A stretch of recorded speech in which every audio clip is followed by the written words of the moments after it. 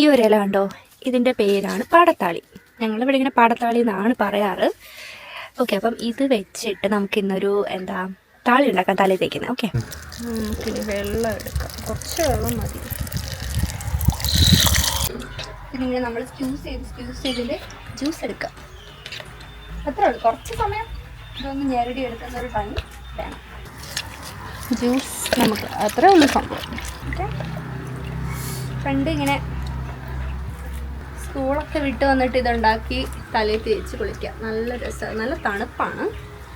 ഞാൻ വിചാരിച്ചതെല്ലാം പോയിന്നപ്പോൾ കുറച്ച് കണ്ടപ്പോൾ ട്രൈ ചെയ്യാമെന്ന് വിചാരിച്ചു. പിന്നെ ഇതിൻ്റെ ഒരു പ്രത്യേകത, നമ്മൾ ചെമ്പരത്തി താളി ഉണ്ടാക്കത്തില്ലേ, ചെമ്പരത്തിയുടെ ഇല വെച്ചിട്ട് അതും ഇതും ഒരേപോലെയൊക്കെ തന്നെയാണ്. പക്ഷേ ഇത് ഒരു 1-2 മണിക്കൂർ നമ്മൾ വെച്ചിരുന്നാൽ ജെല്ലാവും.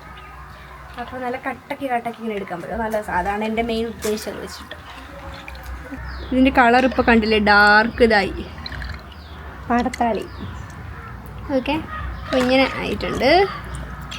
ഇങ്ങനെ ഈ ഒരു തിക്നെസ് മാറിയിട്ടുണ്ട്. ഇതിൻ്റെ എന്താ പറയുന്നത്, വിസ്കോസിറ്റി ഇത് ഇങ്ങനെ ആയിട്ടുണ്ട്, കണ്ടില്ലേ? ഇനി നമ്മൾ കുറച്ചും കൂടി പിന്നിട്ട് നമുക്ക് അരിക്കാം. ഓക്കെ, കണ്ടില്ലേ, കറുത്ത കളറായിട്ടുണ്ട്. നല്ല മണം, ശരിക്കും പിച്ചിപ്പൂവിൻ്റെ ഒക്കെ ഒരു മണമുണ്ട്. മുകളിൽ കുറേ പഴുത്തുണ്ട്. സ്റ്റിൽ ഞാൻ ചെയ്തോണ്ടിരിക്കുക.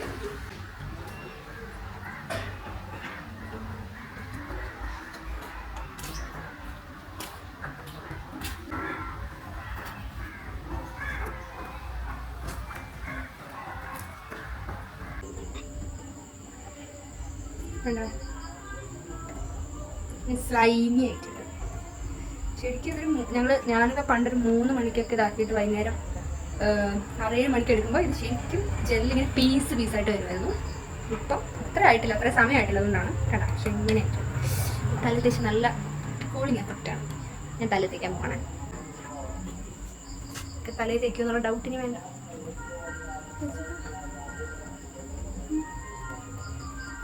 പ്രശ്നം വെച്ച് നോക്കണ്ട.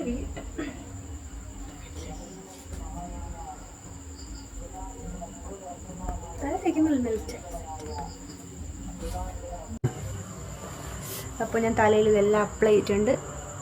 നല്ല തണുപ്പുണ്ട്. അപ്പോൾ നമുക്കിനി പോയി കുളിക്കാം. ഇവിടെ മൊത്തം ഇതിൻ്റെ വെള്ളമായിട്ടുണ്ട്.